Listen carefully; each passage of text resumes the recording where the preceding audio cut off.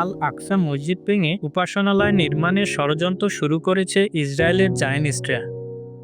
সম্প্রতি একটি ভিডিও সামাজিক মাধ্যমে ভাইরাল হয়। ভিডিওটি কৃত্রিম বুদ্ধিমত্তা এআই দিয়ে তৈরি, যেখানে দেখা যায় আল আকসা মসজিদ ধ্বংস করে সেখানে নির্মিত হচ্ছে ইহুদিদের তৃতীয় মন্দির। একই সঙ্গে শত শত ইহুদিকে দেখা গেছে মসজিদের প্রাঙ্গণে ঢুকে বিশেষ ধর্মীয় আচার পালন করতে। অনেকেই ভাবছেন, এটি কি শুধুই পরিকল্পনা, নাকি এর পেছনে রয়েছে একটি সুদূর প্রসারী পরিকল্পনা। আজকের ভিডিওতে আমরা জানব আল আকসা মসজিদের বর্তমান পরিস্থিতি সম্পর্কে।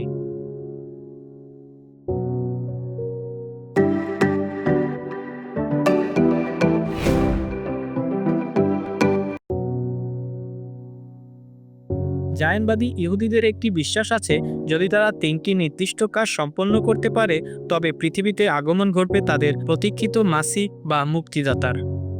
এই তিনটি শর্ত হল ইসরায়েলের রাষ্ট্রের পুনঃপ্রতিষ্ঠান। এই শর্ত তারা 1948 সালেই পূরণ করেছে। দ্বিতীয় শর্তটি হল একটি বিশেষ লাল গাভীর কুরবানি। গুঞ্জন রয়েছে 2025 সালের শুরুতেই এটি ইতিমধ্যে ঘটেছে। তৃতীয়টি হল আল আকসা মসজিদ ধ্বংস করে সেখানে তৃতীয় মন্দির নির্মাণ করা। তাদের বিশ্বাস মতে এই কাজগুলো সম্পন্ন হলে একজন শক্তিশালী রাজা, যিনি নবী দাউদ আলাইহিসসালামের বংশধর, পৃথিবীতে ফিরে আসবেন এবং ইহুদি জাতিকে চিরতরে মুক্তি দেবেন। আল আকসা শুধু একটি স্থাপনা নয়, এটি ইতিহাস, ধর্ম ও সাংস্কৃতিক প্রতীক। মুসলিমদের কাছে এটি তৃতীয় পবিত্রতম স্থান। খ্রিস্টান ও ইহুদিদের কাছেও এই জায়গাটি রয়েছে গভীর ধর্মীয় তাৎপর্য। প্রাচীনকালে নবী সুলাইমান আলাইহিসসালাম এখানেই প্রথম উপাসনালয় নির্মাণ করেছিলেন। ধারণা করা হয় সেই নির্মাণে মানুষ নয়, বরং জিনজাতি সহায়তা করেছিল। পরবর্তীতে ব্যাবিলনের রাজা নেবুচাদনেজার এটি ধ্বংস করে দেন ও বনি ইসরায়েলীদেরকে বন্দী করে নিয়ে যান। ইরানের রাজা সাইরাসের আমলে তারা ফিরে এসে মসজিদটি পুনর্নির্মাণ করে, যা দ্বিতীয় মন্দির নামে পরিচিত। পরে রোমানরা সেটিও ধ্বংস করে দেয় খ্রিস্টীয় প্রথম শতকে। এরপর 705 খ্রিস্টাব্দে উমাইয়া খিলাফতের আমলে খলিফা আল ওয়ালিদ বর্তমান আল আকসা মসজিদ নির্মাণ করেন।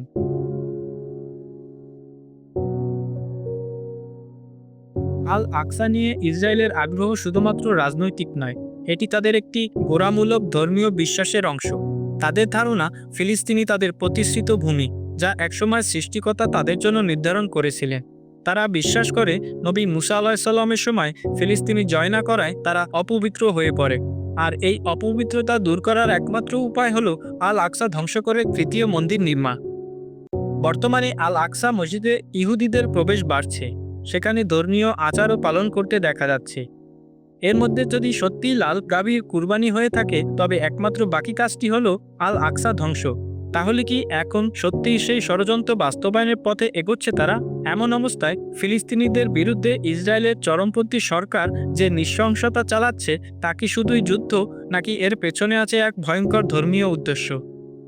এই প্রশ্নগুলোর উত্তর আজও অমীমাংসিত। তবে ইতিহাস বলে, আল আকসার জন্য লড়াই শুধু জমিনের নয়, এটি এক এক ধর্মের আত্মারও লড়াই।